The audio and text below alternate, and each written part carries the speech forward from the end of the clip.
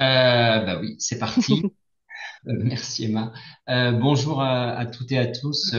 Bienvenue pour ce rendez-vous, nos visios du lundi. On est très heureux de vous retrouver au nom du président de la fédération, Frédéric Wix, et toutes les équipes de la fédération. C'est un moment important de se retrouver sur nos différents sujets.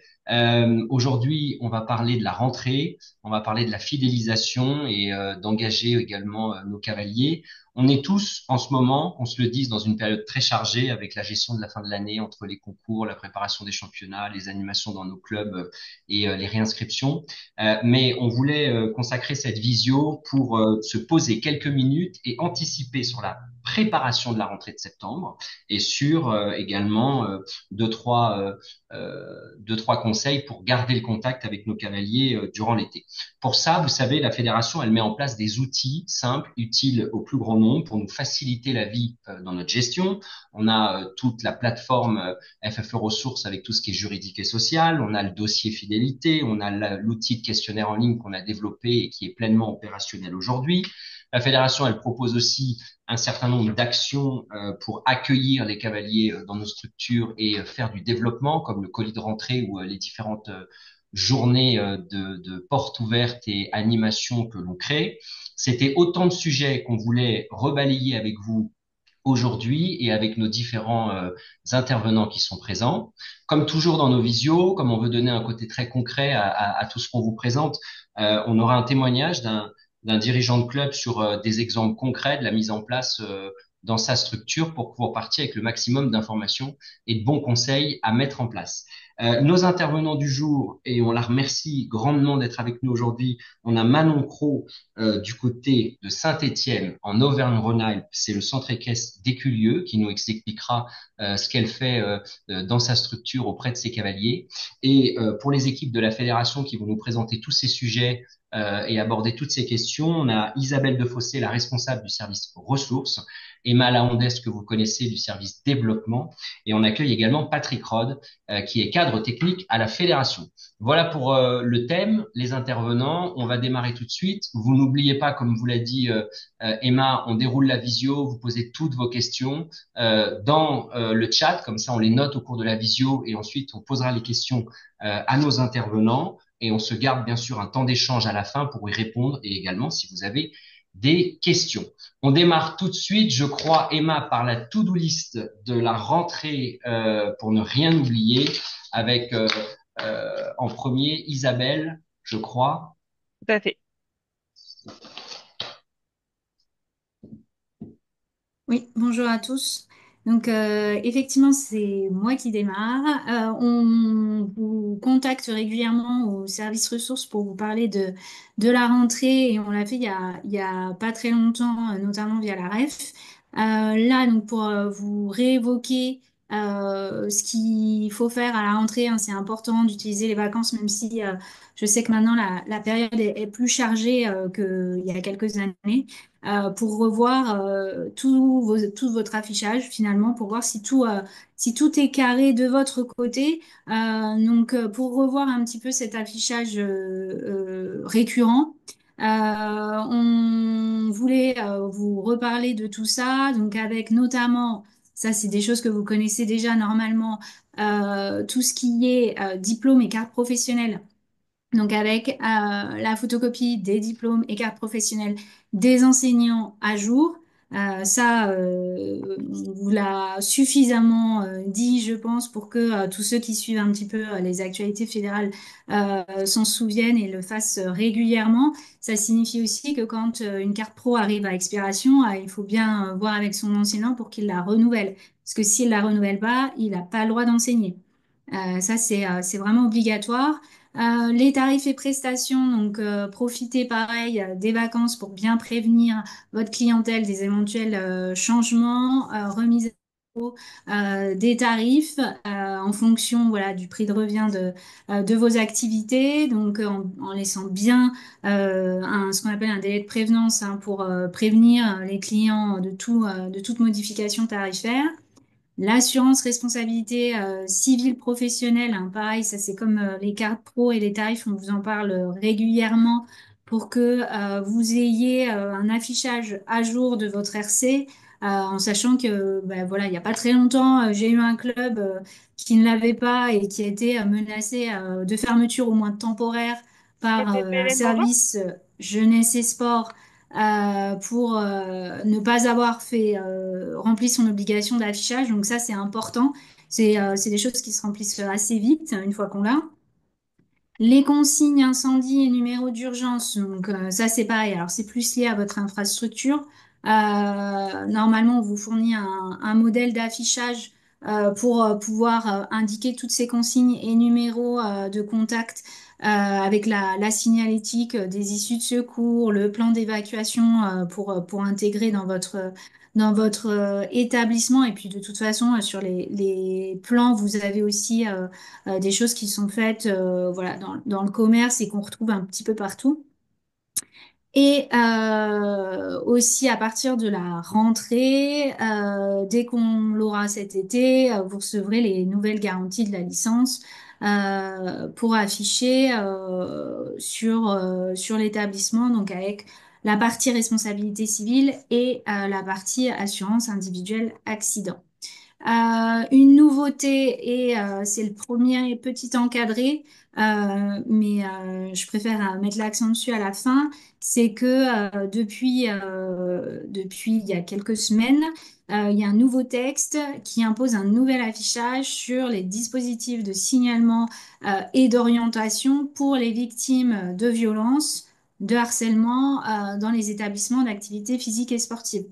Donc, il y a un texte qui est sorti. Pour l'instant, on n'a pas encore le contenu exact de cet affichage, mais dès que ce sera le cas, il y a un arrêté qui devrait sortir voilà, dans les prochaines semaines. Dès que l'arrêté est sorti, on vous proposera un modèle d'affichage pour mettre dans le club. Donc ça, de toute façon, pas d'affolement parce que le texte, il est sorti il y a 15 jours, 3 semaines et que les clubs ont 6 mois pour se conformer à cette nouvelle obligation. Donc, le complément sortira sur cette période-là et dès qu'on l'a, on vous préviendra et on vous mettra à disposition ce nouvel affichage. Donc ensuite, pour l'accueil du public, donc toujours dans les affichages obligatoires, donc interdiction de fumer et de vapoter. Souvent, on oublie un petit peu la dernière, mais c'est aussi interdit. Donc intérieur, normalement, extérieur également. Alors, je sais que certains centres équestres l'autorisent, mais effectivement, normalement, c'est aussi interdit à l'extérieur. Tout ce qui est alors règlement intérieur de l'établissement, donc qui n'est pas le règlement intérieur des salariés, mais qui est le règlement qui gère la vie à l'intérieur de votre club et qui est donc à destination du public. Et notamment tout ce qui est en lien avec bah, le comportement que doivent avoir les gens, le respect vis-à-vis des salariés, des chevaux, ce genre de règles-là.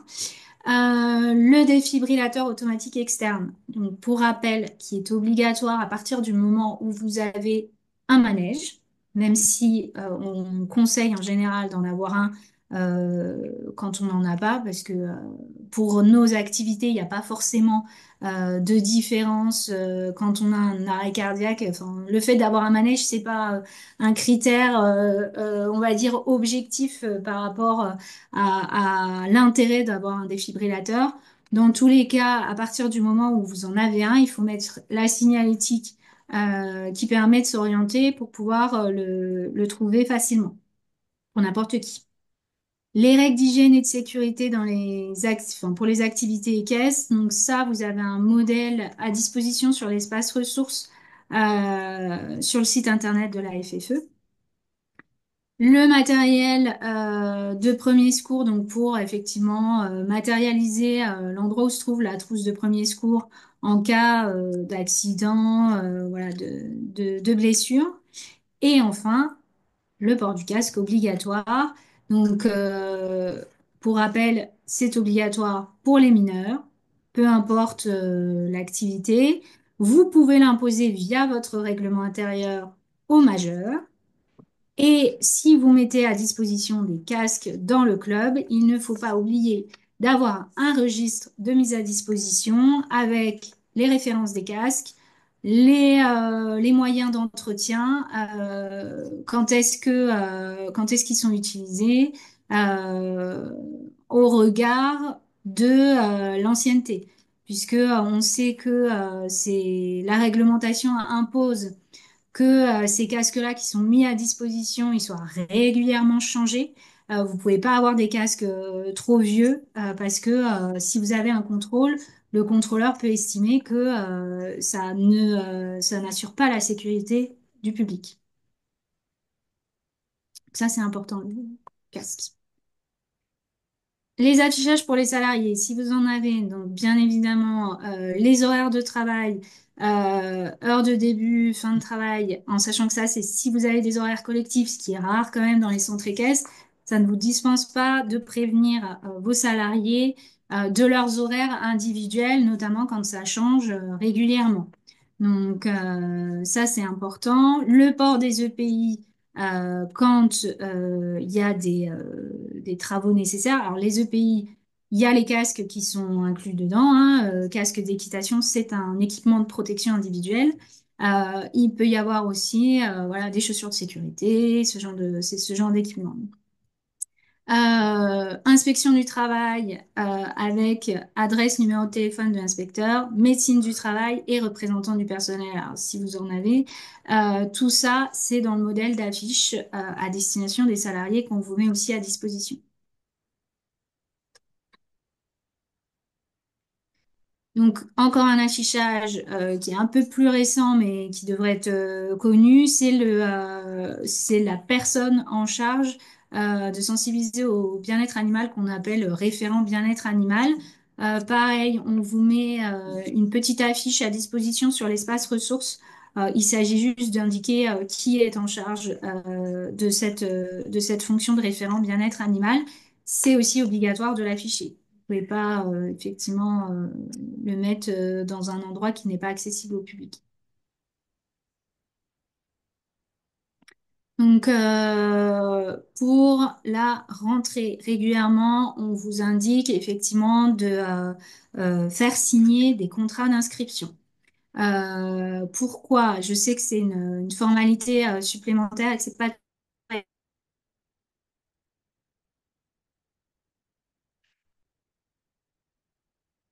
Ah, je crois qu'on a perdu Isabelle. Isabelle, est-ce que tu nous entends? assurance On t'entendait plus, individuelle. Isabelle, je suis désolée. Ah, pardon. Je pense que la connexion a sauté. Euh, Si tu peux reprendre depuis le début de la Oui, présentation de cette slide. Ouais. pour le contrat d'inscription, pardon. Donc, pour la rentrée, on vous met à jour le contrat d'inscription chaque année.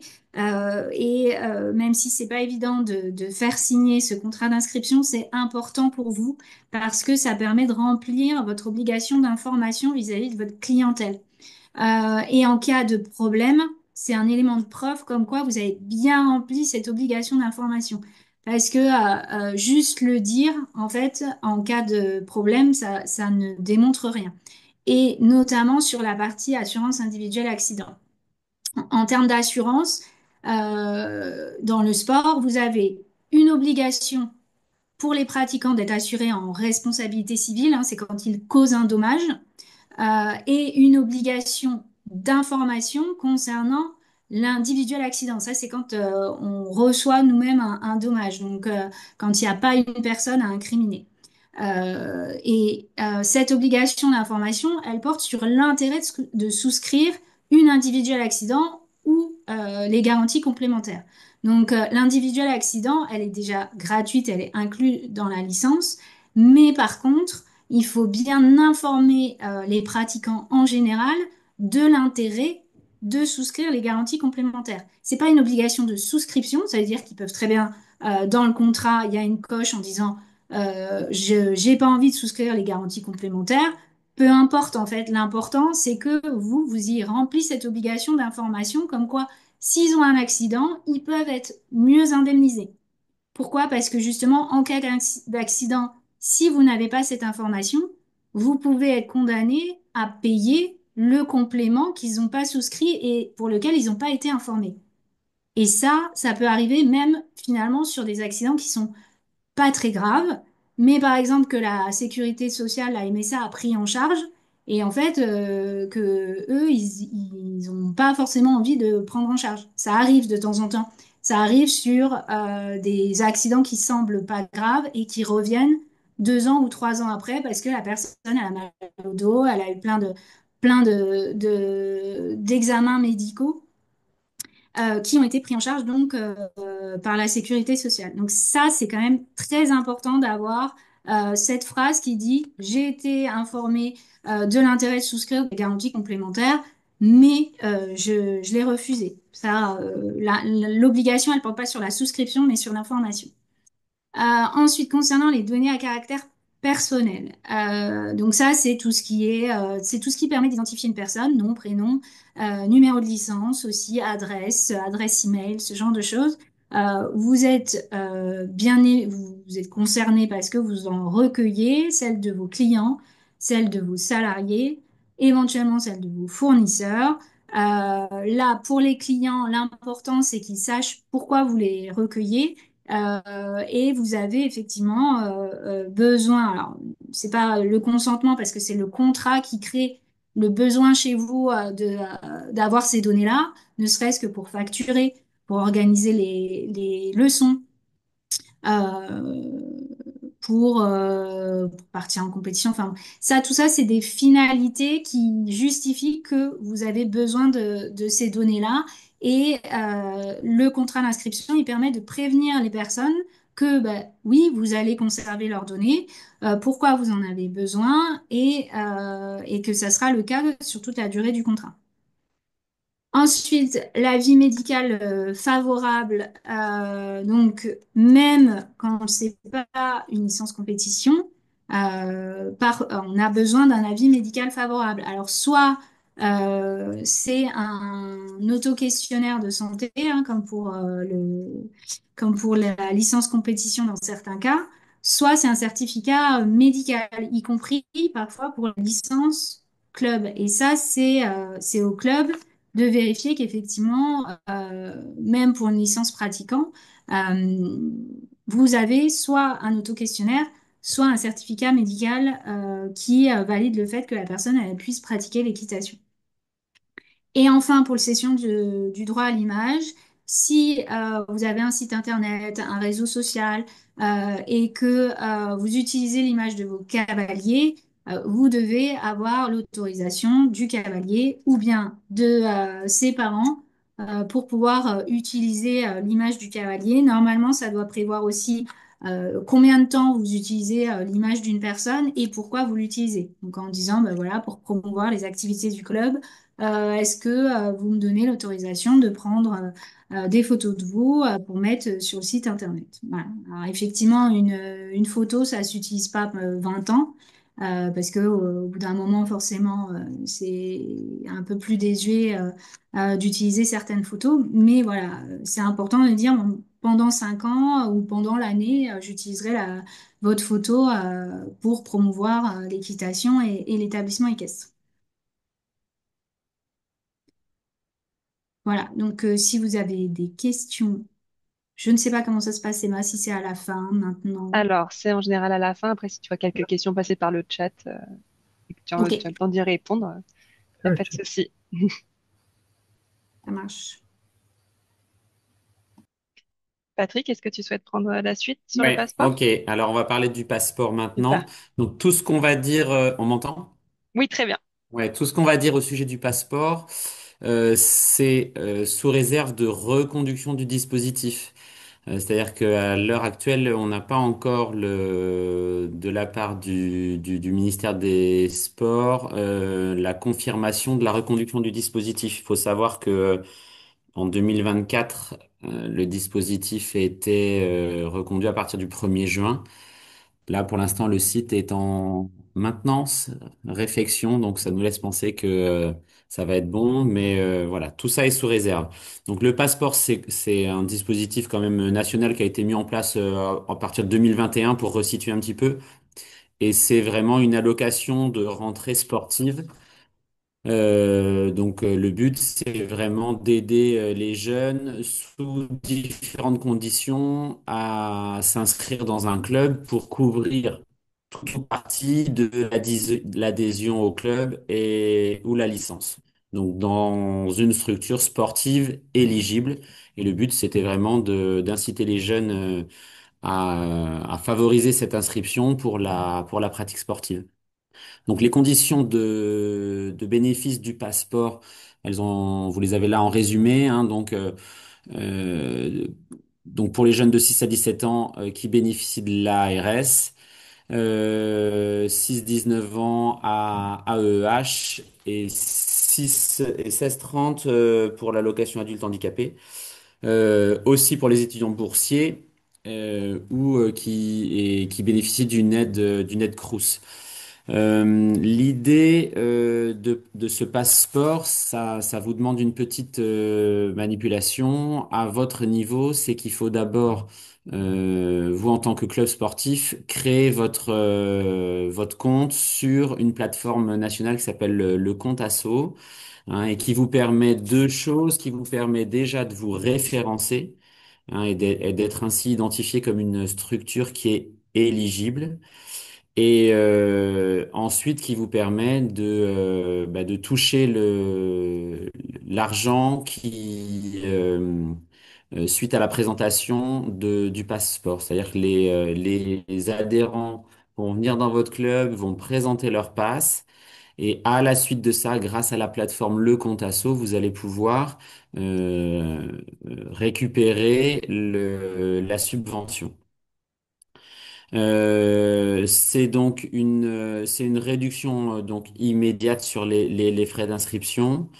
Vous avez aussi possibilité sur la plateforme Le Comptas de vous identifier en tant que structure qui accueille des pratiquants en situation de handicap, ce qui permet aussi de se différencier d'une autre manière si c'est le cas. Après ça, ce qu'on peut dire là-dessus, c'est que certains clubs qui l'utilisent déjà utilisent aussi une signalétique, une communication spécifique que vous pourrez retrouver sur la plateforme dédiée au passeport, hein, passe.sport au pluriel.gouv.fr, avec toute une communication des visuels, de l'affichage qui vous permet de communiquer auprès de vos adhérents qui sont peut-être bénéficiaires du passeport, mais qui ne savent pas que forcément dans les établissements équestres, celui-ci peut être utilisé.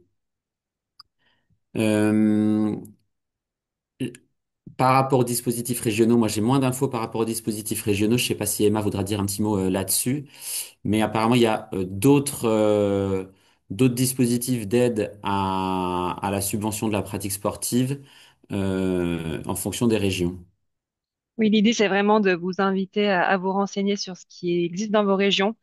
Pour l'Île-de-France, on a le passeport découverte avec la plateforme La Base, mais il y a plein d'autres choses qui se font dans d'autres régions.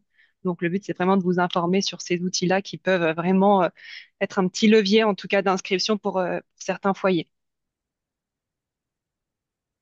Est-ce que c'est bon pour toi, Patrick, C'est sur ce bon pour moi. dispositif? Eh ben, S'il y a super. des questions, j'ai compris que ce serait à la fin. Exactement. Et s'il y a des questions dans le chat, j'y réponds en direct.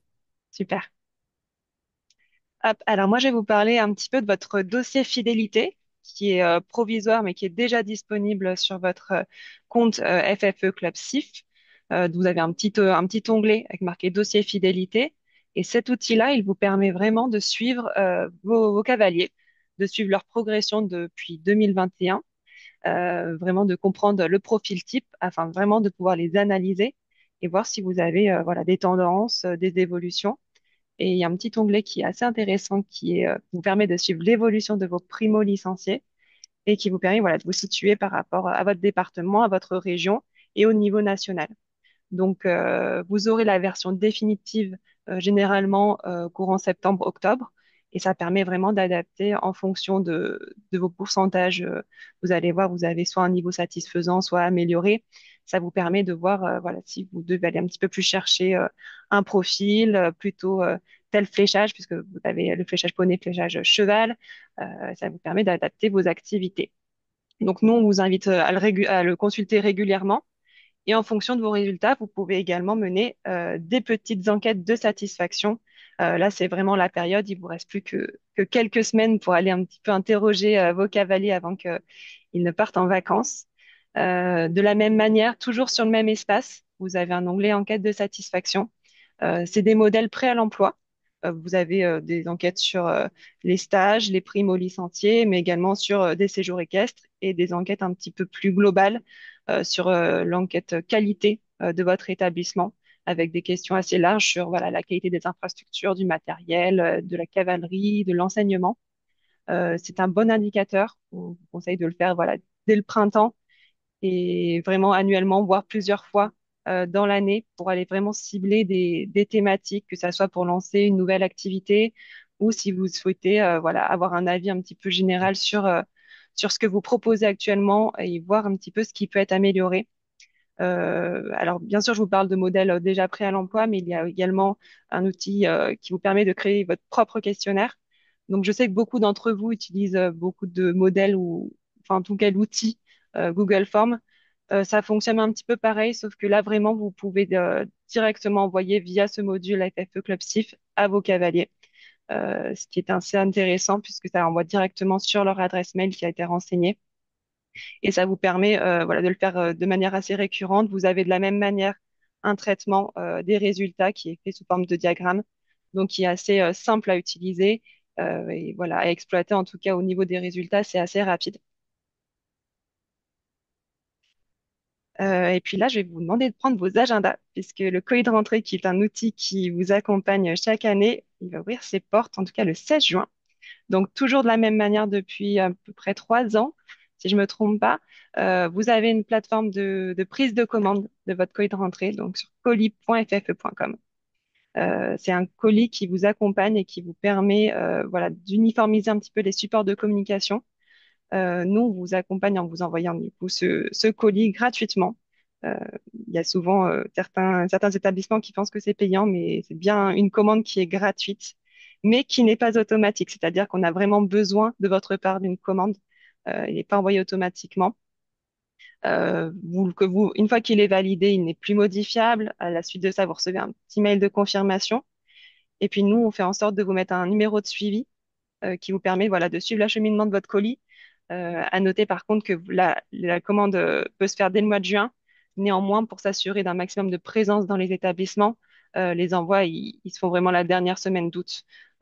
D'expérience, si on l'envoyait un petit peu avant, on avait beaucoup de colis qui n'étaient pas bien acheminés puisqu'il y avait personne au club.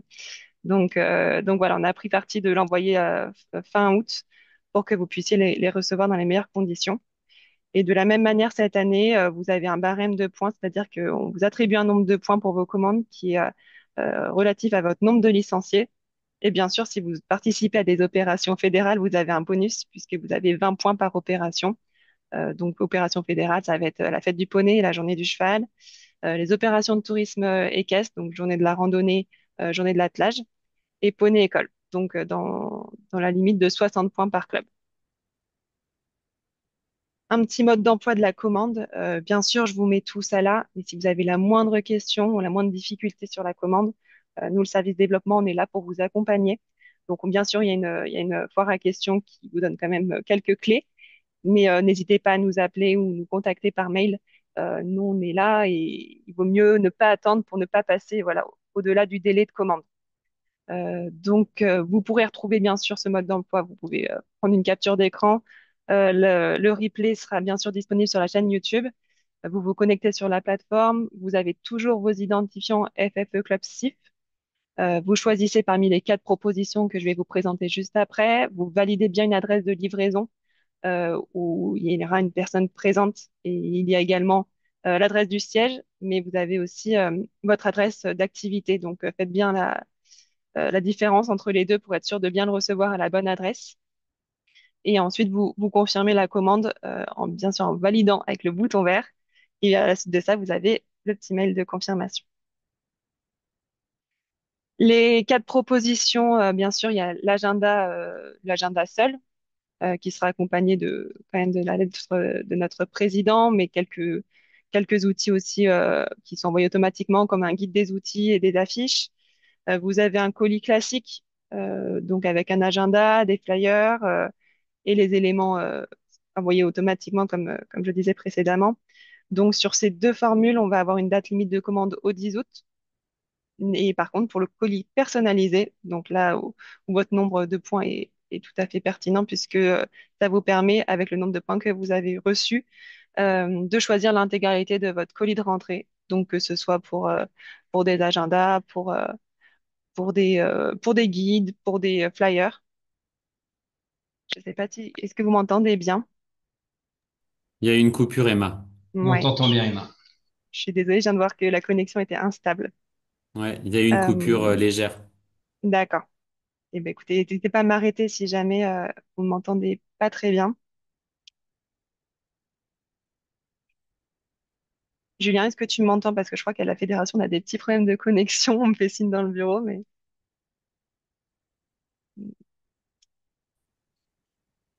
que tu m'entends? Je suis désolée.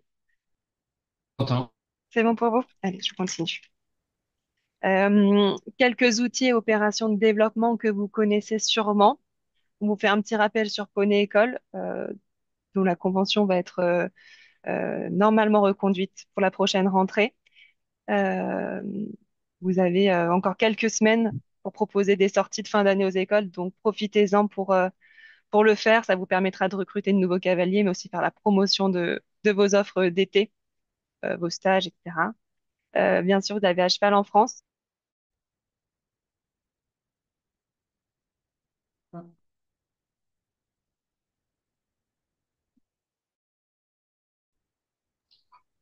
On a un petit souci technique de connexion, mais ça devrait revenir. Hop, je suis là. Je suis désolée. Je me reconnecte tout de suite. Hop, pardon, je reprends. Je reprends. Je sais pas où est-ce que je vous ai On quitté. était à cheval en France. Ok, à cheval en France, donc une plateforme assez stratégique, en tout cas pour faire la promotion de vos activités, stages, séjours. Ça vous permet de toucher différentes cibles. Il n'y a aucune inscription qui se réalise directement sur la plateforme. C'est vraiment une vitrine, puisqu'on va directement mettre vos coordonnées en fin d'annonce, qui vous permet de gérer facilement en quelques clics la prise de renseignements. Euh, Ce qui est stratégique avec cette plateforme, c'est qu'elle est très bien référencée sur les moteurs de recherche. Là où, par exemple, si vous faites la promotion sur votre site internet d'un stage qui peut tomber page 2, 3 sur Google, à Cheval en France, ça vous permet d'apparaître beaucoup plus rapidement dans les résultats. Et ensuite, vous avez bien sûr la journée du cheval cette année qui est le 14 septembre, qui tombe pendant la fête du sport. Donc, c'est une belle prise de parole, en tout cas, que vous pouvez faire dans vos clubs. Vous pouvez depuis aujourd'hui vous inscrire sur tousacheval.ffe.com pour être bien sûr référencé sur notre carte interactive. Sachez qu'on est aussi en partenariat avec le CNOSF sur cette opération, c'est-à-dire que votre journée du cheval est à la fois référencée sur Tous à Cheval, mais qu'elle fait également partie de la carte interactive du CNOSF avec l'opération Santé-vous Sport parmi des rendez-vous incontournables de la rentrée. Et ensuite, du coup, on aura cette labellisation également faite du sport, donc ce qui est tout à fait pertinent, en tout cas pour faire la promotion de nos activités. Et maintenant, je vais pouvoir donner un petit peu la parole à Manon, qui est aussi accompagnée de Mathilde, qui nous viennent du centre équestre d'Éculieu, donc comme le disait Julien, à côté de Saint-Étienne. Et on va pouvoir vous donner un petit peu des exemples terrain, des exemples concrets sur la communication de rentrée et certaines opérations qui peuvent permettre de promouvoir et de recruter de nouveaux cavaliers. Merci Emma. Alors moi je suis donc Manon, la dirigeante du centre équestre des Culieux et je suis donc accompagnée de Mathilde qui est en alternance chez nous depuis 2 ans dans le cadre d'un BTS communication. Voilà, donc elle s'occupe de toute la communication au sein du centre équestre et voilà, on va continuer sur les années à venir parce que c'est une bonne recrue et une bonne aide en tout cas au sein du centre équestre. Super. Comment est venu le besoin je te coupe, de recruter Manon? Est-ce que avant c'est quelque chose que tu gérais toute seule? Oui, c'était quelque chose que j'essayais de gérer toute seule. Ok. Mais en fait, c'était trop irrégulier, pas toujours spontané, pas toujours fait au bon endroit au bon moment. Et en fait, c'est Mathilde qui nous a appelé en fait dans l'été pour poser sa candidature sur ce BTS-là.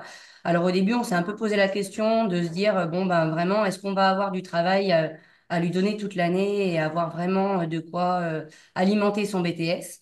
Et en fait, la question se pose pas, quoi. Enfin, en tout cas, la question se pose plus maintenant. C'est vrai que ça fait maintenant 2 ans qu'elle est chez nous et que tout au long des 2 ans, bah voilà, on n'a pas une minute pour nous et que même voilà sur les années à venir, elle aura un poste bien rempli par rapport à ça. Super. Est-ce que du coup, vous pouvez nous expliquer quelle stratégie vous avez mis en place, en tout cas en interne, pour cette rentrée, pour la préparation de cette rentrée? Oui, alors du coup pour créer un petit peu la dynamique de la rentrée, on a déjà essayé de faire un petit peu le bilan globalement de la saison précédente. Donc au niveau de ce bilan, eh ben, on regarde au niveau du planning des cours déjà si tout était pertinent, si les cours étaient pas trop en quinconce. Si le travail des chevaux était adapté, si l'emploi du temps des moniteurs était adapté aussi. Donc voilà, on commence déjà à faire le point un peu avec tout ça. Donc moi, au sein de notre équipe, on est 5 moniteurs, enfin 5 monitrices vraiment qui gèrent la partie club, donc dont une référente, et c'est avec cette référente souvent qu'on fait le point parce qu'elle est là depuis plusieurs années et du coup elle a un petit peu de recul sur ce qu'on a fait auparavant. Et puis voilà, on essaye d'apporter certaines solutions. Les objectifs de l'année sont de pouvoir proposer de l'équitation pour tous. Donc autant compétiteurs que randonnée, que du loisir, de la découverte, des débutants, des confirmés, des adultes, des enfants et de pouvoir aussi répondre à toutes ces demandes-là à l'occasion de différentes solutions. Donc, des stages sur les dimanches ou sur les vacances, euh, des reprises exceptionnelles, des cours particuliers, des balades, des choses comme ça. Et donc ça, nous, on essaye de créer des propositions et d'en faire la diffusion toute l'année. Et on essaye aussi de pouvoir toujours avoir un petit peu de temps dans notre planning de la semaine pour pouvoir répondre aux demandes spontanées. Voilà.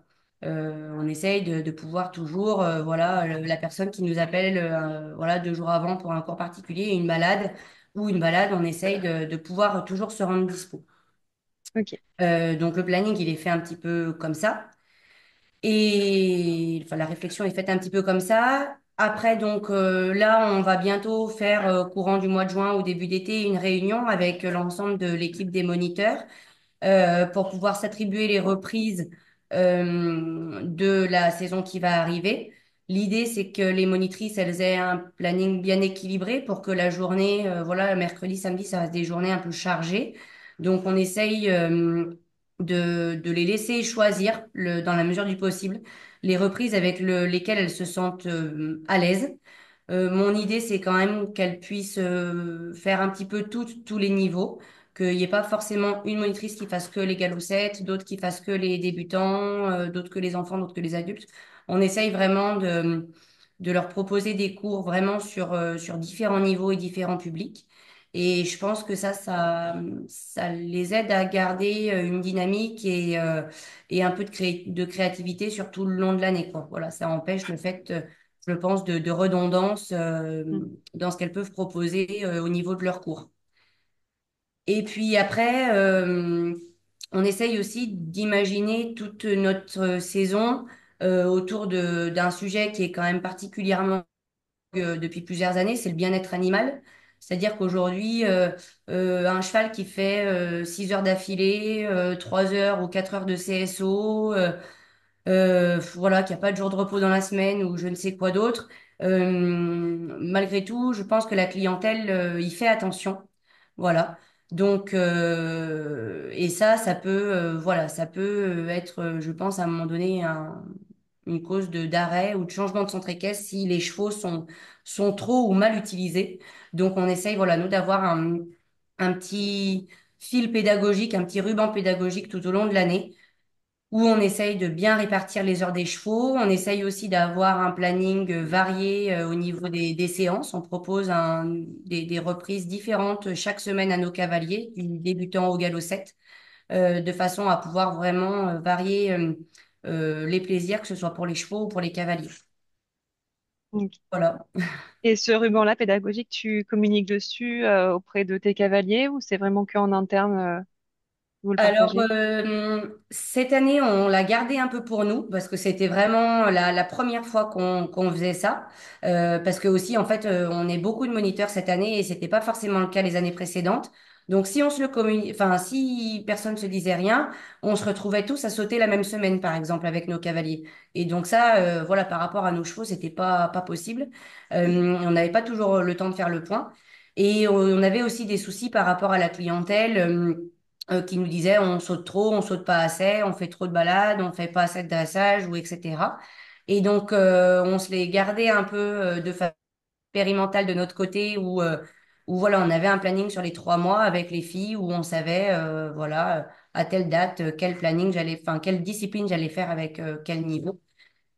Et finalement voilà ça va plutôt bien comme ça. Pour l'instant on a fait le choix de pas forcément en parler parce qu'on a un peu peur que les clients ne viennent pas sur une semaine où ils sautent pas, Mm. par exemple. Voilà.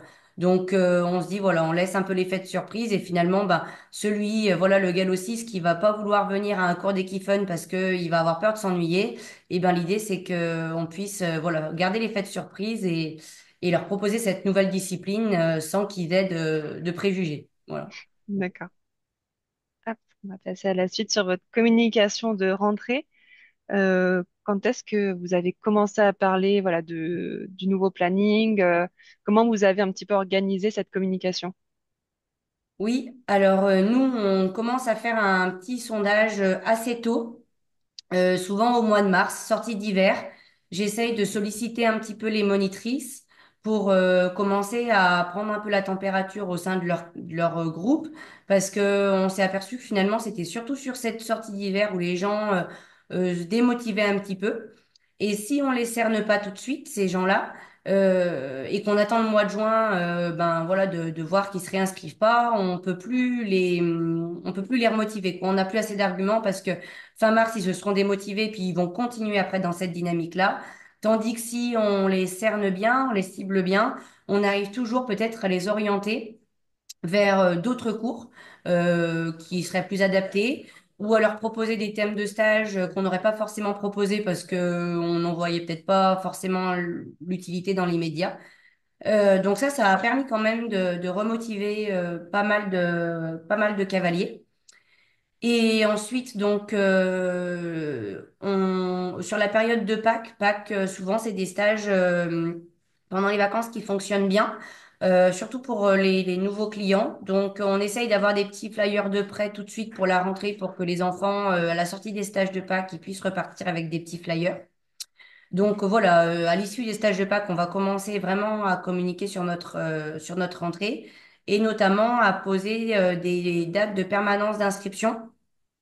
Donc nous, on a commencé fin mai jusqu'au mois de juin. On fait ça tous les mercredis et tous les samedis de juin. C'est des permanences d'inscription que gère Mathilde, sans rendez-vous, globalement de 9h à 17h. Ils viennent quand ils veulent se renseigner, se réinscrire, se préinscrire. Il n'y a pas d'obligation.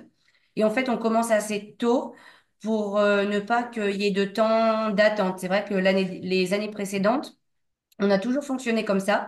Et c'était moi qui les faisais, j'avais moins de disponibilité, donc je mettais moins de dates. Et souvent, voilà, les gens attendaient un peu pour pouvoir se préinscrire. Voilà, j'étais toute seule. Et effectivement, c'était pas, voilà, ça créait un petit peu d'énervement. Donc, vu que là, cette année, de nouveau, Mathilde est toute seule sur plusieurs dates, on a dit on va en proposer plusieurs et puis comme ça, les gens viennent quand ils veulent. Voilà, donc ça c'est pour les permanences. Et ensuite, donc, tout au long de l'été, on va essayer de... Donc nous, les courses se terminent hein, au fin du mois de juin. Et tout au long de l'été, on va essayer de garder de la dynamique avec les stages, hein, un peu comme chez tout le monde, j'imagine. avec quand même 15 jours de fermeture pour, voilà, pour un peu reposer les chevaux et les moniteurs sur cette période-là. Il y aura toujours possibilité, voilà, de quelques cours particuliers, quelques balades, ce genre de choses.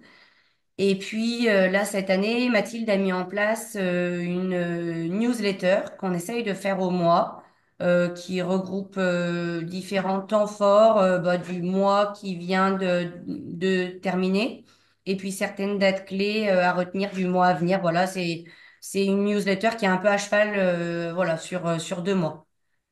Et sur votre entrée spécifiquement, sur le digital, j'ai vu que en préparant la visio, vous avez mis en place des choses sur votre site internet, notamment un petit pop-up, donc une petite fenêtre qui arrive automatiquement lorsqu'on se connecte, enfin, on clique sur le lien de votre site.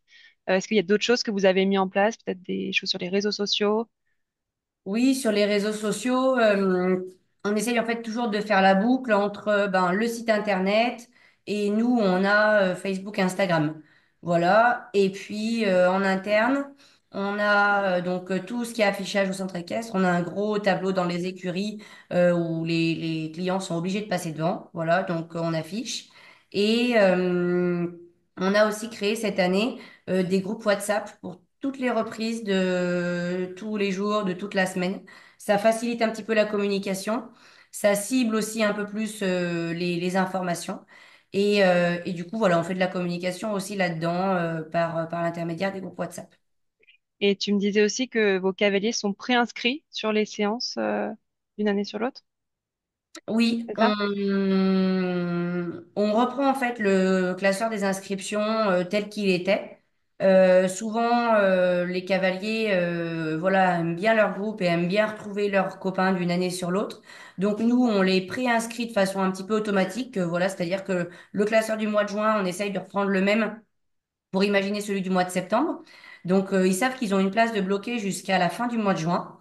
Et à la fin du mois de juin, ils savent que si passé nous voir, c'est que, et qu'ils ont peut-être pas forcément osé nous dire qu'ils voulaient pas revenir, on part du principe que effectivement, voilà, ils veulent pas forcément se réinscrire et ça laisserait la place disponible pour de nouveaux adhérents. Ok. Et ensuite, on avait un axe sur comment garder justement le lien pendant l'été, cette période où vous n'avez pas forcément vos cours permanents. On parlait un petit peu des newsletters, mais est-ce qu'il y a d'autres choses que vous mettez en place sur les réseaux, une stratégie particulière? Bah pour l'été, on voulait essayer vraiment cette année de réaugmenter la qualité de nos stages. Je pense que des fois, ça a été un peu fait sur le fil du rasoir par manque d'anticipation, changement de l'équipe de moniteurs, voilà, ce genre de choses. Et que on n'a pas forcément, voilà, toujours bien préparé, bien anticipé nos stages. Donc là, cette année, on va vraiment essayer de mettre l'accent dessus, à faire des vrais passages de galop, certainement des stages à thème aussi. Et puis, pareil, on va essayer de garder cette idée un peu de ruban pédagogique qu'on a toute l'année pour le mettre sur des semaines de stage. Voilà, et que les gens, en fait, on puisse leur proposer un programme du lundi au vendredi. Nous, on fait les passages de galop sur le vendredi et qu'en fait, ils aient un programme à la journée de tout ce qu'ils vont faire en travail à pied, travail autour du cheval, en théorie, en soins, en dressage, en obstacle, etc. Et leur proposer, voilà, un petit ruban pédagogique jusqu'au passage du galop à la fin de la semaine. Donc voilà, on va essayer, enfin, on a déjà mis ça un peu en place et puis on va continuer à travailler dessus. Voilà, pour continuer à garder le lien, parce que finalement, les stages chez nous, c'est beaucoup de nouveaux adhérents ou de clients de passage et on a un peu du mal à faire des stages à nos adhérents finalement. Il y en a toujours un petit peu, mais finalement peu par rapport aux cavaliers qu'on a l'année. Et est-ce que tu continues à communiquer sur les groupes WhatsApp de tes cavaliers pendant l'été? Oui, on va essayer de continuer. Alors, ces groupes WhatsApp, ils sont venus en cours d'année. Donc, ça va être le premier été où on va pouvoir les utiliser. Et on va essayer un petit peu, oui, de garder le lien grâce à ça sur l'été. On ne sait pas encore trop comment, mais on a évoqué l'idée. Ok. Et alors, si on fait une petite partie événementielle, on a vu que vous aviez fait la fête du poney. Comment ça s'est passé? C'était vraiment bien. On l'avait mis aussi en place l'année dernière, mais la communication était certainement moins bonne. Là, voilà, en termes de chiffres, on a triplé par rapport à l'année dernière, quoi. On a vraiment eu du monde sur toute la journée. On a eu quelques inscriptions, mais on a vraiment senti la prise de contact. Voilà, surtout, ça, on l'a vraiment ressenti. Et puis voilà, la journée, c'était bien organisé. On avait tout centré dans le manège avec des activités payantes, des activités gratuites, un stand d'inscription, un petit coin buvette. Enfin voilà, c'était vraiment une journée où il a fait très beau en plus et je pense que ça a aidé aussi. Et c'était vraiment très sympa. Et est-ce que vous doublez par une fête du club ou quelque chose avant la fin de l'année? Ouais, bien sûr, la fête du club, comme chaque année, nous, on la propose là sur la dernière ligne droite en juin. Donc là, cette année, elle aura lieu le 22 juin. Et c'est une journée qui est gratuite pour nos cavaliers. Et chaque année, on essaye de changer un petit peu. Là, ce sera plutôt des jeux par équipe cette année. Voilà, plutôt sympa sur l'après-midi. Est-ce qu'il y a une vraie différence avec la journée du cheval, si vous prévoyez de l'organiser? Est-ce que Alors, ça va se ressembler plutôt à la fête du poney ou c'est pas la même stratégie? nous, la journée du cheval, on l'avait faite il y a 2 ans maintenant. Pareil, je pense, à défaut de communication, ça avait vraiment pas marché. Défaut d'organisation, défaut d'anticipation, je pense. La période de la rentrée, elle est très chargée. Et c'est vrai que cette fête du cheval, il faut vraiment qu'elle soit, je dirais, calée comme sur du papier à musique dans l'été, quoi. Pour qu'en fait, à la rentrée, on ait la date de bloquer, on ait notre organisation en tête, on sait qui va travailler sur cette journée-là et ce qu'on va faire pour pas avoir besoin d'y penser en septembre, quoi. Parce qu'il y a tellement de choses sur cette première Mm. quinzaine de septembre que je trouve que c'est difficile de vraiment gérer cet événement à ce moment-là. Mais cette année, on va essayer de la refaire, justement en l'anticipant un petit peu mieux et en la prévoyant un petit peu mieux et voilà, avoir cette année, du coup. Ok. Et il y a un événement aussi auquel je participe, c'est le forum des associations. Oui, alors ça, comme chaque année, on est présent au Forum des associations de notre ville. On fait simplement un stand, hein, il n'y a pas d'initiation, enfin voilà, c'est tout dans une salle, donc il n'y a pas de possibilité de faire plus. Mais voilà, on essaye de rendre le stand un peu attrayant avec des flammes, enfin voilà, un peu du matériel du cavalier, ce genre de choses. Et c'est vrai que chaque année, le Forum des associations chez nous, c'est que le matin. Et en une matinée, on prend toujours des contacts et c'est toujours, enfin voilà, c'est toujours important de la faire en tout cas. Ok. Oui, parce que j'imagine que ça te développe aussi des relations avec la commune, enfin la mairie, les écoles. Euh, oui, d'ailleurs, les flyers, on en a pas reparlé. Tu as une stratégie auprès des écoles particulières sur de la distribution de flyers ou...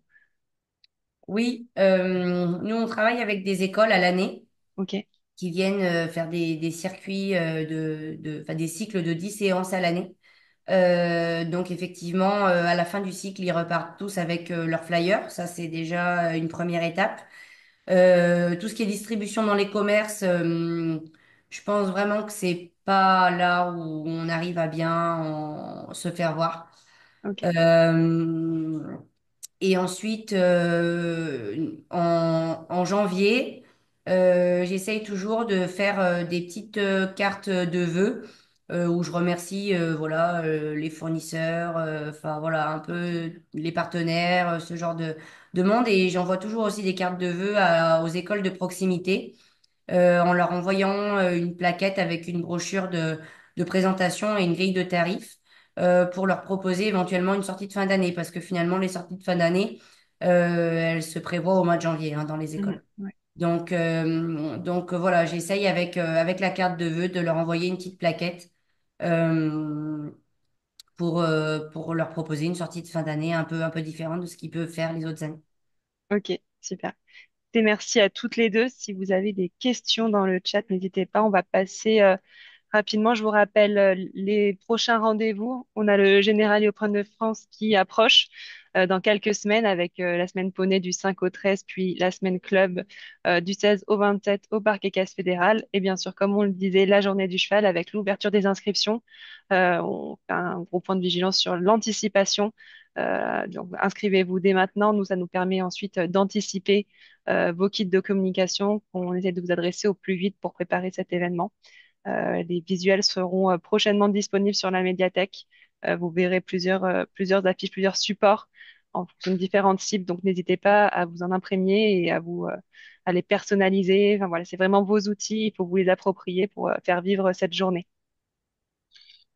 N'hésitez pas si vous avez des Emma, questions. je me permets d'intervenir. Oui, bien Il sûr. y a une question dans le chat, quelqu'un qui demande de participer au forum des associations sans être une association. En fait, le forum des associations, c'est une dénomination souvent qui est liée à la commune ou à la communauté de communes qui gère cet événement-là. Mais on peut y aller en étant un club sportif. Enfin, j'imagine que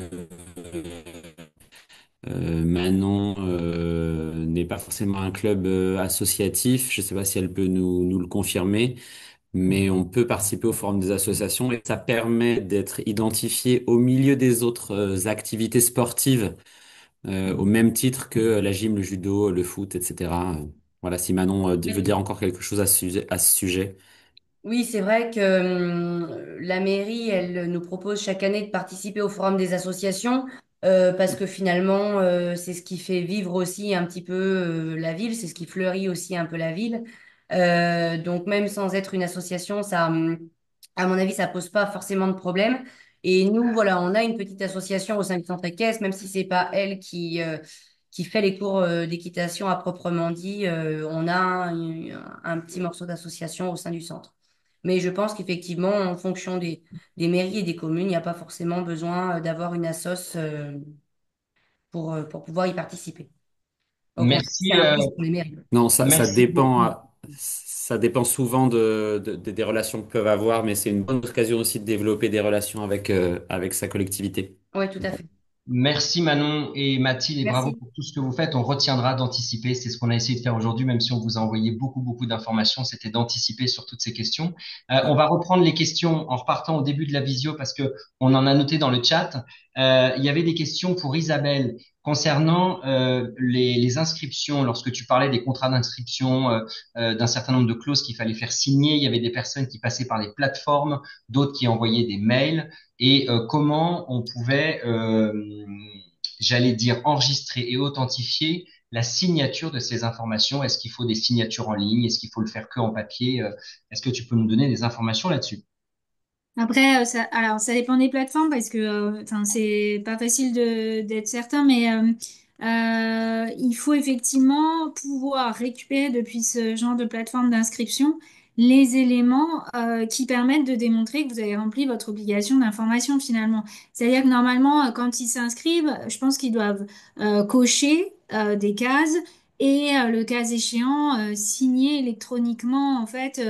Comme on peut le faire parfois quand c'est des formations, les feuilles d'émargement, maintenant c'est des feuilles d'émargement électroniques et ça peut se faire comme ça. Donc ça, je pense que, il faut voir avec le prestataire qui vous fait la plateforme, mais je pense que ça, c'est des éléments que vous pouvez récupérer parce que vous en avez besoin.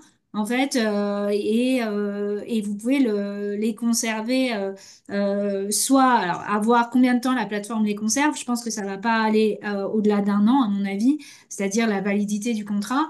Pour vous, je vous conseille de les conserver un peu plus, notamment quand les personnes, eh ben, elles ont eu une chute dans l'année qui a donné lieu à une déclaration d'accident auprès de l'assurance. Donc ça, il faut pas hésiter à leur demander de pouvoir extraire ces informations-là en fait de la plateforme et les garder par devers vous pendant un certain temps, un peu plus long, on va dire, que la validité du contrat d'inscription. Et c'est ce que je disais dans le chat, quand il s'agit de prestataires de signature électronique, normalement, ils ont la même valeur qu'une signature faite à la main sur un document. Donc ça, c'est fait exprès. Par exemple, vous avez des plateformes comme DocuSign qui proposent des forfaits pour faire de la signature électronique. Je crois de temps, enfin, je j'ai pas le nombre en tête, mais il y a tant de contrats dans l'année. Après, il y a d'autres plateformes qui sont aussi très bien. Enfin, je les connais pas toutes, mais il y en a de plus en plus. Mais il faut l'authentifier pour avoir ensuite la preuve que les personnes ont signé les conditions générales de Mais vente. voilà, il faut les mails, enfin, il y a une personne qui a posé la question. Pour moi, les mails, c'est pas une signature. Enfin, si vous avez une personne qui vous répond, vous savez jamais vraiment qui vous a répondu dans le mail. Donc effectivement, il y a une possibilité de faire des mails qui ont la même valeur que des courriers postaux, mais il faut que la personne en face, elle l'ait accepté. Donc en fait, ça c'est pas évident. Et c'est pas quelque chose que vous maîtrisez en plus. Enfin, c'est des choses qui se font via la poste, je crois, ou via tout ce qui est justement signature et envoi de mail électronique. Donc ça c'est des choses à mettre en place en plus. Et à mon sens, c'est quand même plus facile de leur faire signer le contrat d'inscription au moment où vous les tenez, quand ils sont là pour bah, la fête du poney, la fête du cheval, enfin bon, des événements où vous êtes amené à leur faire confirmer leur réinscription, plutôt que parfois par des mails qui se perdent un petit peu, ils répondent pas tout de suite, vous êtes obligé de les relancer, enfin voilà, c'est pas toujours évident. Merci Isabelle. On te garde pour une autre question, mais tu avais partiellement répondu dans le chat déjà sur les certificats médicaux hors compétition. Est-ce qu'il y a des clauses spécifiques à faire renseigner dans nos fiches d'inscription pour attester de cette obligation? Alors oui, les certificats médicaux et tout ce qui est auto-questionnaire de santé. On a un règlement médical hein, depuis déjà pas mal d'années qui gère cet aspect-là et notamment la prise de licence non compétitive. Les formulaires pour les auto-questionnaires, ils sont prévus par l'État. Donc en fait, ça, c'est pas nous qui le gérons. Il y a des auto-questionnaires qui disent que bah, la personne n'a pas été hospitalisée, que et il y a un questionnaire pour les majeurs et un questionnaire pour les mineurs. Donc ça, il faut pas se poser de questions et effectivement, il faut les conserver un petit peu, que ce soit l'attestation, pas l'auto-questionnaire, hein, mais l'attestation qui dit que les personnes, elles ont bien répondu non à l'ensemble des questions ou le certificat médical. Il faut les conserver quand, une fois de plus, il y a eu un accident pour être sûr que c'est pas issu d'un problème médical qui occasionnerait une contre-indication à la pratique de l'équitation, en fait, qui serait due à une contre-indication. Ce qui est peu le cas chez nous, mais ça peut arriver, notamment sur des publics un peu plus seniors.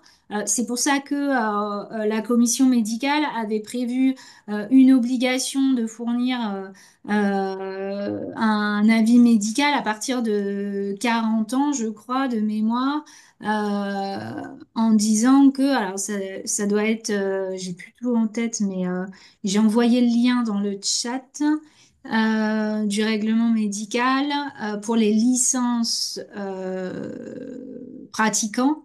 La règle, c'était... attendez, je vais vous reprendre ça. Ça devait être un certificat médical en cas de primo et tous les 3 ans, je crois, voilà. Pour les majeurs, à partir de 40 ans, un certificat médical de non-contre-indication à la pratique, puis tous les 3 ans, et entre deux certificats médicaux, une attestation de santé là, avec l'auto-questionnaire type. Pourquoi? Parce que c'est des publics bah, qui ont plus de problèmes de santé, qui sont plus susceptibles de faire un arrêt cardiaque, ce genre de choses, sans dire que c'est une fatalité. Mais voilà, c'est surtout vers eux qu'il faut être plus attentif. Pour les mineurs, maintenant, c'est que de l'auto-questionnaire.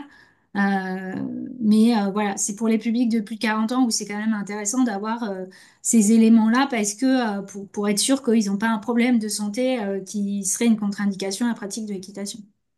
Merci Isabelle. Je vois passer dans le message, tu nous confirmes bien que tous les documents, j'allais dire contrat d'inscription, exempts de règlement intérieur, on peut les retrouver sur la plateforme FFE Ressources. Tout à fait. Le contrat d'inscription sera actualisé pour 2026 cette semaine. Donc n'hésitez pas à vous y rendre et dans tous les cas, vous recevrez bientôt une lettre source sur le sujet. Et c'est des versions Word, je voyais qu'il y avait une question qu'on peut modifier un petit peu et remettre Oui, avec les je crois qu'il doit y établissements. avoir une version Word, oui. D'accord. Merci beaucoup Isabelle. Concernant le passeport, on salue la Corse qui nous parlait d'un dispositif qui existait chez eux. J'ai vu aussi un message de Christine Axer qu'on salue en Île-de-France avec des dispositifs locaux comme vous présentez Patrick que vous pouvez actionner. Patrick, tu avais déjà répondu à un certain nombre de questions sur les remboursements, les délais. Est-ce qu'il y avait des précisions que tu voulais refaire concernant ce dispositif? Non, il y a eu des questions sur voilà, sur les délais de remboursement. Bon, c'est un dispositif national, hein, donc c'est vrai que une fois que ça passe dans la machine, ça dépend du délai de traitement. Après, pour les délais de traitement concernant les dispositifs régionaux ou départementaux, là, j'ai pas plus d'éléments à apporter, si ce n'est qu'il faut se tourner vers les collectivités territoriales qui proposent des dispositifs. Et puis, je Exactement. pense qu'à part ça, on avait fait le tour des questions du chat, il me semble, Julien. Parfait, merci beaucoup. Il y avait une question sur les questionnaires qualité dont vous a parlé Emma. Vous savez qu'ils sont un outil qu'on a mis en place sur FFE-SIF qui est très pratique pour pouvoir envoyer vos questionnaires à partir de votre fichier licence. C'est automatique, ça vous traite tout, c'est tout prêt, c'est tout simple. Il y avait une question sur le traitement des résultats. En fait, vous avez le retour en direct des résultats de votre questionnaire pour vous, puisque vous vous connectez avec vos identifiants sur votre plateforme et donc vous avez accès à tout le détail de vos questionnaires.